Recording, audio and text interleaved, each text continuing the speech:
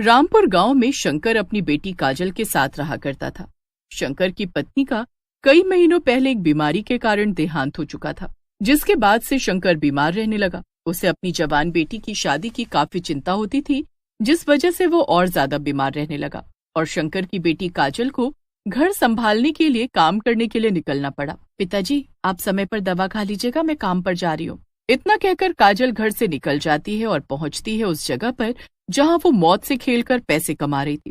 दरअसल काजल मौत के कुएं में मोटरसाइकिल चलाकर लोगों का मनोरंजन किया करती, जिसके लिए उसे अच्छे खासे पैसे मिल रहे थे। हालांकि लड़की को गांव वाले पहली बार मोटरसाइकिल चलाता हुआ देख लंबी लंबी कतार में मौत के कुएं का ये शो देखने आया करते।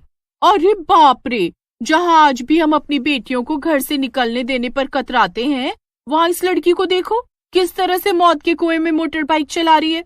अरे लड़कियों के अंदर इतनी हिम्मत, बाप रे बाप। जिसकी भी बेटी है, मैं तो भगवान से यही दुआ करूंगी कि इतनी हिम्मत वाली बेटी भगवान सबको दे।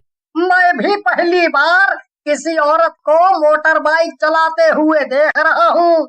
सच में जिसकी भी बेटी होगी बहुत खुश नसीब बाप होगा वो। जहाँ एक तरफ काजल को देखने लोगों की भीड़ लग जाया करती, वहीं दूसरी तरफ काजल के गांव का ही चंदन उसे वहां लेकर आया था, जो खुद भी दूसरी तरफ मौत के कुएं में लोगों का मनोरंजन किया करता। अरे चंदन, जिस लड़की को तू काम दिलाने के लिए लेकर आया था, उस लड़की ने तो हमारा सारा काम खराब कर दिया है। देख जरा लोगों की कितनी लंबी लाइन लगी हुई है और हमारे पास गिनती के 5 लोग हैं। अरे कमाने की बात तो छोड़ो, जो लगाया है वो भी नहीं निकल पाएगा। तूने सही नहीं किया, अपना ही काम खराब कर लिया है तूने। मैंने तो सोचा था लड़की है, मोटरसाइकिल का नाम सुनते ही कहेगी साइकिल तो मुझे चलानी नहीं आती। तुम मोटर बाइक की बात कर रहे हो, वो भी मौत के कुएं में। लेकिन इसकी हिम्मत की दाद देनी पड़ेगी। देख चंदन, अगर इसी तरह चलता रहा तो मुझे अपना ये काम बंद करना पड़ेगा, या फिर मुझे कुछ ऐसा करना पड़ेगा जिससे लोग मेरे पास आए। इस तरह दूसरी तरफ भीड़ लगी हुई है। अब काम तूने खराब किया है तो इसे तू ठीक कर, वरना नौकरी छोड़कर चला जा। चंदन को मौत के कुएं में शो करने के अच्छे खासे पैसे मिल रहे थे और चंदन की बस इतनी गलती थी कि वो काजल को लड़की समझकर उस मौत के कुएं में मोटरसाइकिल चलाने का काम दिलवा देता है। उसे लगता है काजल ये काम नहीं करेगी, लेकिन काजल की हिम्मत देखो, वो इस काम को बड़े ही शिद्दत से सीखती है और इस काम को करने लगती है। इस बारे में सिर्फ चंदन जानता था और काजल के पिता। अब देर शाम काजल घर आती है। ये क्या, आपको खाना बनाने की क्या जरूरत थी? मैं तो आ ही रही थी ना। क्यों, खाना सिर्फ लड़कियां ही बना सकती हैं? अरे जब लड़कियां मोटरसाइकिल चला सकती हैं तो आदमी खाना तो बना ही लेंगे ना। अब खाकर बता कि खाना कैसा बना है और थोड़ा आराम कर ले।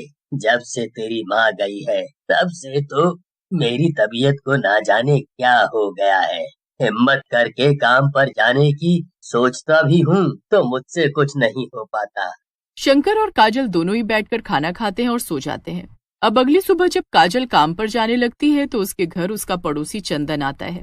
अच्छा हुआ काजल, तू मुझे मिल गई। मुझे तुझसे कुछ कहना था।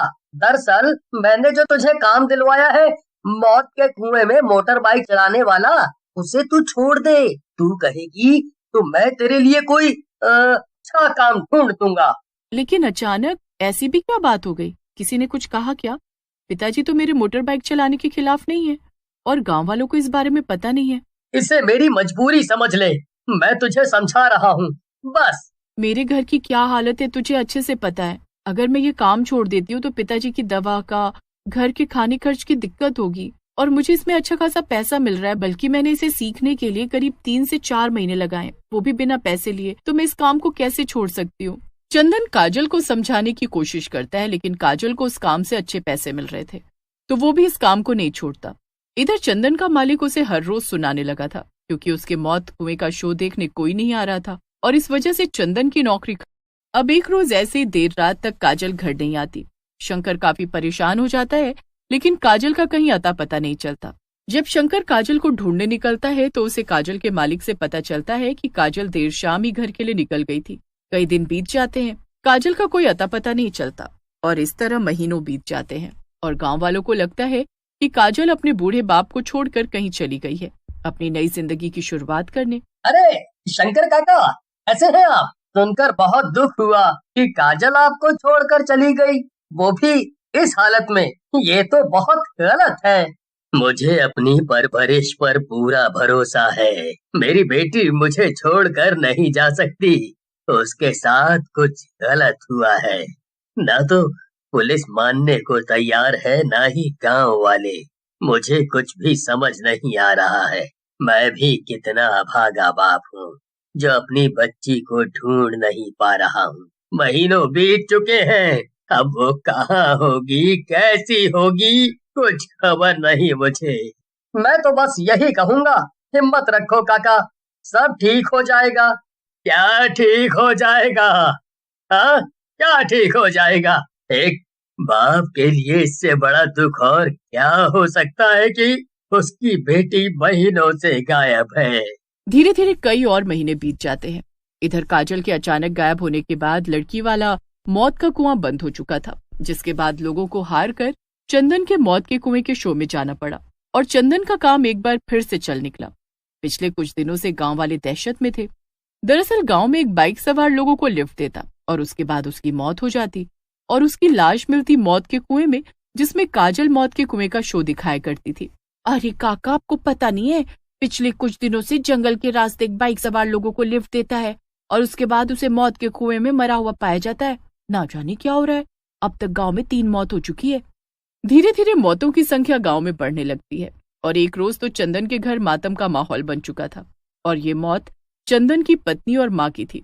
दरअसल वो शहर से गांव लौटते वक्त इस बाइक सवार से लिफ्ट मांग लेते हैं, जिसके बाद दोनों की लाश मौत के कुएं में मिलती है। गांव वाले हैरान थे। अरे अब बहुत हुआ, अब तक तो गांव में इतनी मौत हो चुकी है कि अगला किसका नंबर है किसी को नहीं पता। आखिर ये सब क्यों हो रहा है? ये वही मौत का कुआं है जहाँ एक लड़की मोटर बाइक चलाया करती थी और उस लड़की के जाने के बाद से ही ऐसा हो रहा है। मैंने तो अपना सब कुछ खो दिया, मैं खुद को कभी माफ नहीं करूँगा, कभी नहीं। लेकिन तुम अपने आप को माफ नहीं करोगे, मुझे कुछ समझ नहीं आ रहा। अभी तुम्हें हिम्मत की जरूरत है, हिम्मत रखो, भगवान से कहो कि ये सब जो हो रहा है उसका जल्द से जल्द पता लग सके और हम और बाकी गांव वालों को और खुद की जान बचाने के लिए कुछ कर सके। गांव पर गहरा संकट मंडरा रहा है। आखिर हमसे क्या भूल हो गई कि गांव में हर रोज किसी न किसी की मौत हो रही है और ये गलत है। हम ऐसे हाथ पर हाथ रख कर तो नहीं बैठ सकते। शंकर काका बिल्कुल ठीक कह रहे हैं। शंकर काका ने भी अपनी जवान बेटी खो दी है। उनकी बेटी काफी दिनों से नहीं मिल रही। वो अब जिंदा भी है या नहीं इसके बारे में किसी को कुछ नहीं पता। लेकिन देखो जरा काका के अंदर कितनी हिम्मत है। कुछ सीखो चंदन इनसे। चंदन रो रहा था।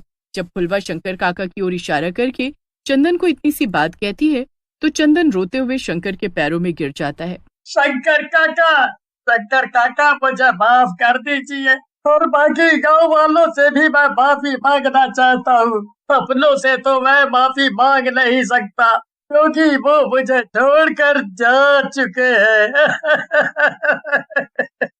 अरे क्या बात कर रहा है? लगता है अपनी पत्नी और माँ को खोने का गहरा सदमा लगा है चंदन को। मैं सारे गांव वालों का दोषी हूँ, खुद अपने घर वालों का भी, क्योंकि इस काजल की आप लोग गायब होने की बात कर रहे हैं उसे मैंने ही मार डाला था। दरअसल जिस रात काजल घर नहीं आई थी उस रात मैंने काजल को घर छोड़ने की बात कही और उसे मौत के कुएं में ले गया। वहां मैंने बाइक चलाते हुए उसे गिरा दिया। ये सारी बातें चल ही रही होती हैं कि तभी वहां पर एक बाइक रुकती है और चंदन जो कि रो रहा था वो सम्मोहित हो जाता है और उस बाइक पर बैठ जाता है, जिसके बाद उसकी भी लाश कुछ घंटे बाद उस मौत के कुएं में मिलती है। और उस दिन के बाद गांव में मौत होना तो बंद हो चुका था, लेकिन काजल के पिता शंकर को अपनी बेटी की मौत का गहरा सदमा लगा था।